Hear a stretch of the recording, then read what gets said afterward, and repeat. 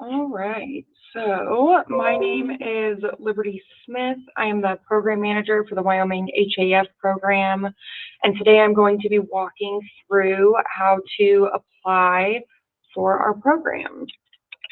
So if you type in HAF Wyoming, this will be the first link that you can click.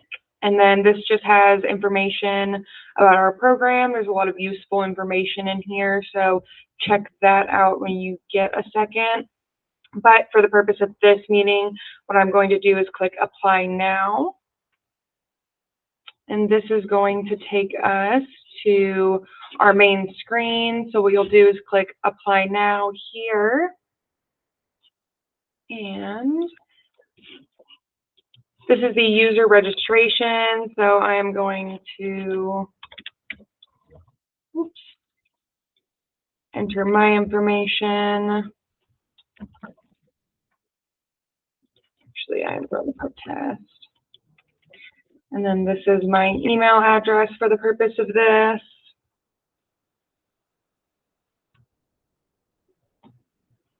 All right, and then we will receive, once you do your user registration, you will receive an email to the email that you entered. Let me share my whole tab. And this is what that will look like. So it says, change your password. You can click here, or you can copy and paste this URL. So I'm going to click here. And then I don't need that tab anymore. You will enter a password.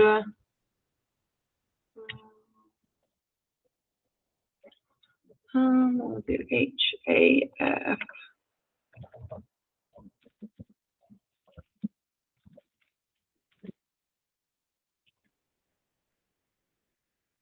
And then once you create a password, it'll log you in right away. Please remember your password and your username. When it asks you to type in your username and password, your username is your email address. So we are going to start a new application.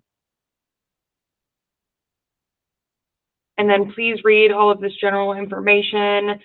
This is just you saying that you understand that you have to have a household income at or below 150% AMI. AMI is area median income. We do have the area median income on our website for you to check out. This is a one-time grant, so once you receive funds, you cannot receive funds again. It tells you a little bit about what we will accept, like the expenses that we will pay. We will pay up to $35,000. This is not a loan. This is just saying that you will enter everything correctly. And then, do you own a home? Yes, you'll enter everything on this pre-screening page as you like that is applicable to yourself, but I'm just gonna breeze through here.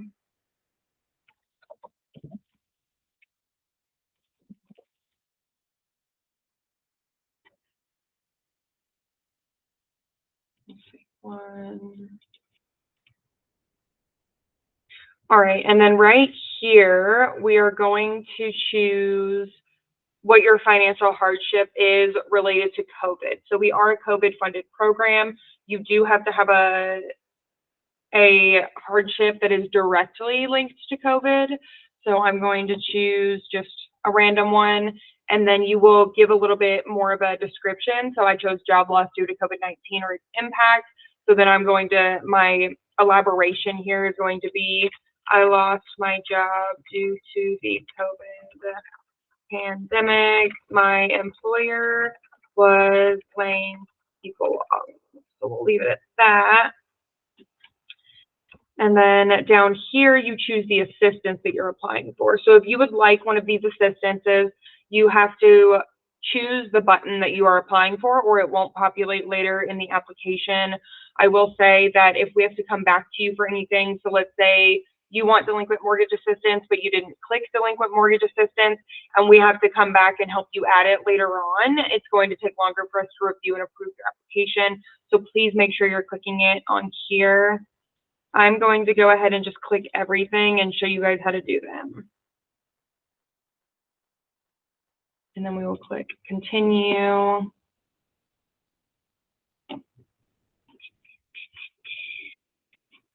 I'm just going to confirm this. Typically, it would not say that. That's just because that's our office building number. And then when this says, based on the information provided, you may be eligible for homeowner assistance, this is saying that you are income eligible. So because I'm a household of one in Laramie County and I put that I make $10,000, I am income eligible. So that's what that's saying. These are the applicant details. This is the information about the person filling out the application. So I'm just one person. I won't do the other household members. But if I were to do the other household members, and I'll show you what that looks like, that would be my spouse, my kids, my grandma, anyone else that lives with us. This information is just about me. I'm going to just fill this in real quick.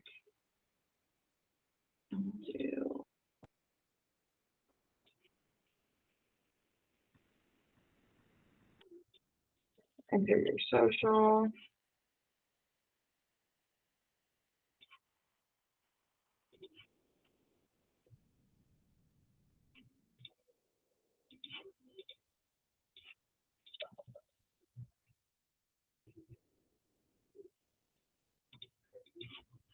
If you have recently filed for bankruptcy or if you are in foreclosure, then we will handle your case a little bit differently. If you're in bankruptcy, we will need a letter filled out that is signed by either your bankruptcy attorney or your servicer, just saying that everybody knows that you're that you're going to be in bankruptcy, that you're filing, just to make sure that we're all on the same page. And then if you are in foreclosure and you have a foreclosure date, we will expedite your case.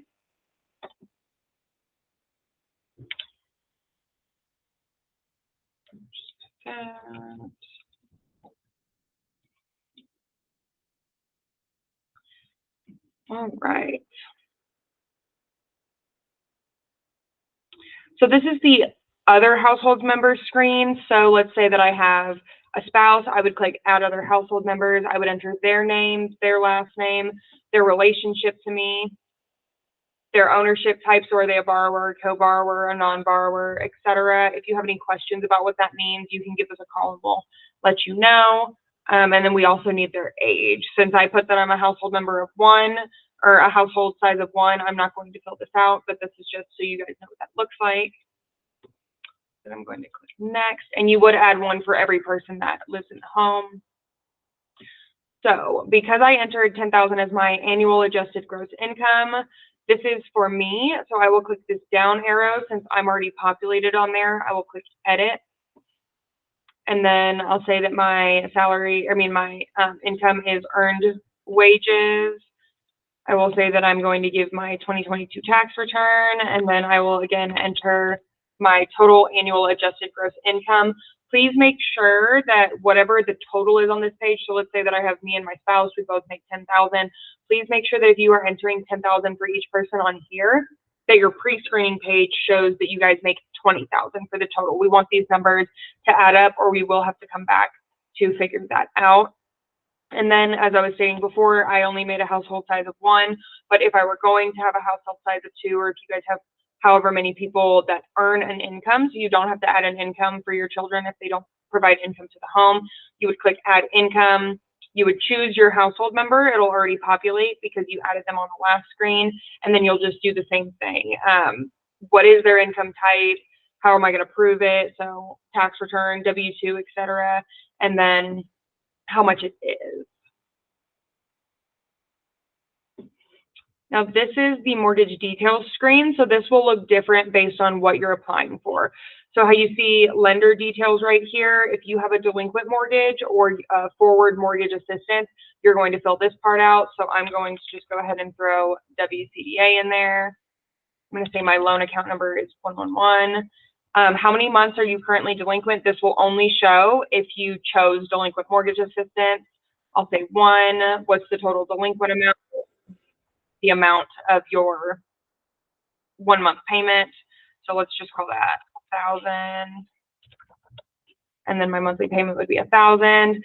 Does my monthly payment include the amount for property tax and homeowners insurance escrow? This is based on you guys. I'm going to go ahead and say no. Are you able to pay the future mortgage payments after this assistance? I'm going to say yes. And then I also have a partial claim detail. So if you want assistance with partial claims, this will populate on your application. So we'll say my FHA case number is 11111, and the partial claim mortgage amount, how much was my partial claim for? Let's say it was $18,000. And then, so if you chose delinquent mortgage, this will populate. If you chose partial claims, this will populate. If you chose forward mortgage assistance, this will populate. So please choose the current month and the next 2 months. So what we're going to do is we're going to click add forward payment. We're going to choose January 2024. So I have a mortgage statement. I'm going to go ahead and say yes. We're going to save it. Now, just because you add January does not mean that we automatically put on February and March. So you will have to make sure that you see all 3 months on your screen before submitting your application. So if you do not do that, we will have to come back to you. We'll have to put you back in edit, and then you'll have to come back through and do this again. So it is in your best interest to add them all before you submit. So we'll do another add forward. We'll click February. We'll say, no, I don't have the statement, because typically you won't have the next month's statement. And then we'll do another one. We'll do March. No, I don't have the statement, and save. So now you can see you have your delinquency amount added. That's what this is up here. You have your partial claim amount added. That's this part right here. And then you can see all 3 months that you're applying for forward mortgage assistance. Then we are going to click next. And that was all of the mortgage details assistance. That's all you'll have to do for those portions. Now this is going to be the other expenses, is what we call them. So I chose all of the expenses. So what I'm going to do is you choose a payment priority. So the way that we prioritize payments is that anything that's delinquent will get done first. And the way that we prioritize within delinquencies is your delinquent mortgage, your partial claim, and then your other expenses. So these are other expenses. The other expenses do have to be delinquent. We will not pay current or ongoing payments for utilities, property taxes, etc. And then the very last priority will be forward mortgage. And so when you're choosing a priority within the other expenses, you're choosing a priority within, do I want my property tax or my utilities to get paid first? Do I want my water or my electric to get paid first? That's what this is. And that's only if you're near the cap. And our cap is $35,000. So I will say, let's call it the Laramie County Treasurer. I'll do, this is for property taxes. Let's say I own $1,000. No, I haven't received other expenses. This will be property tax. And let's say I'm 2 months behind. And then we're going to add another expense. This will be for our HOA dues. We'll make this second priority. And then we'll just choose this one since it's already in our system. Amount owed, we'll do 1,000. No, I haven't received assistance from anywhere else. Let's say I'm 5 months behind on this one. And then, so as you can see, it's pretty much the same workflow, whether you're applying for HOA, flood insurance, homeowners insurance, property tax, other sources of heat, sewage, electric, water, gas, etc. But you're going to add all of them individually. And we'll call that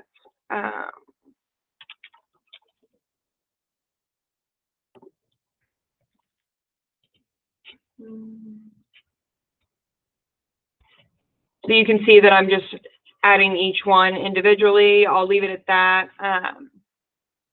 And then we'll click next. And this is uploading documents. So if it has one of these red asterisks next to the word, it is a requirement. So what I'm going to do is just add our flyer, our informational flyer for all of these, but you will need to add the actual documents. If you name them what they are, that really does help us with the ease of reviewing your application. So instead of it having it say screenshot 1122, it would say partial claim note, your last name, something like that. That typically helps us review a little bit easier. And then again, this is that bankruptcy thing that you would upload. So if you chose bankruptcy, you would need to upload that, and so on and so forth. Now this is the certification page. So everything that you click on here, you are attesting to. If somebody else is submitting the application on your behalf, you'll need to click yes and enter your information. If you do not do this, we will make you reapply because if someone else is submitting your application, we need to know that. So I'm going to click no because I'm submitting this application for myself. And then you will need to click every single one of these. So I attest that this is correct and complete. I attest that my income is at or below 150% AMI. I attest that we had a COVID impact. I attest that my monthly income submitted is complete and accurate. I attest that we're not receiving any other assistance for the assistance that we are applying for. I attest that I will live in my home as my primary residence and I will not sell my home for at least 6 months after receiving payments. And then here you will acknowledge all of these. This is just general acknowledgments about the federal guidelines and stuff like that. And then this is the Fair Credit Reporting Act authorization. You'll click electronically sign. Once you no longer have this red bar at the bottom, you will be able to click next. If it's not letting you move forward from this screen, it's because you haven't checked one of these bubbles or clicked electronically sign on one of them.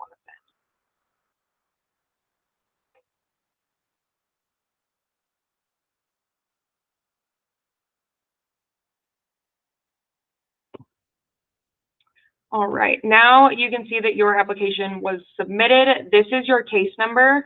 Keep this. We will ask for it if you give us a call so that we can help you out faster.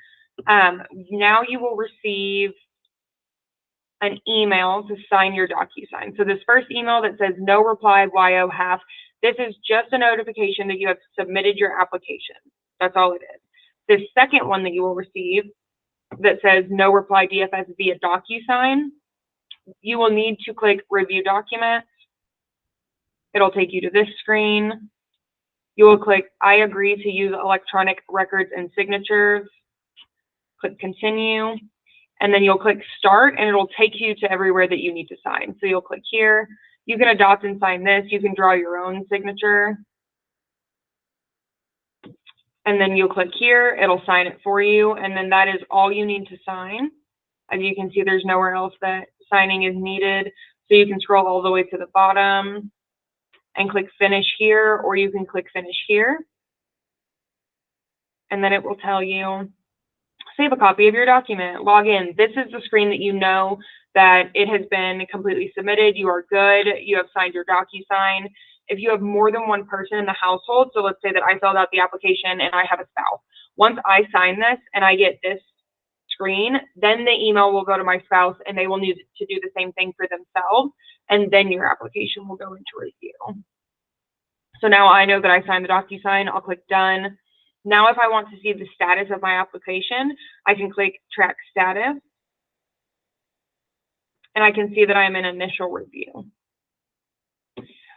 Since I have 3 months of forward mortgage on here, I will have an option once this case is approved and paid. There will be an option to click this and it'll say create forward month. That'll be my next month of assistance. So once I'm approved, I'm paid and everything's good, then I'll be able, so you saw I applied for January, February, March. So after this, they'll pay everything. We'll pay everything other than your February and your March. And then you'll come back and you'll upload your February mortgage statement here. You'll click create forward month, download your February mortgage statement, submit it, we'll pay February. Once that's paid and you have your March statement, then we'll pay March separately at the very end. So now what I will go over for our income eligibility, you can go to our main website.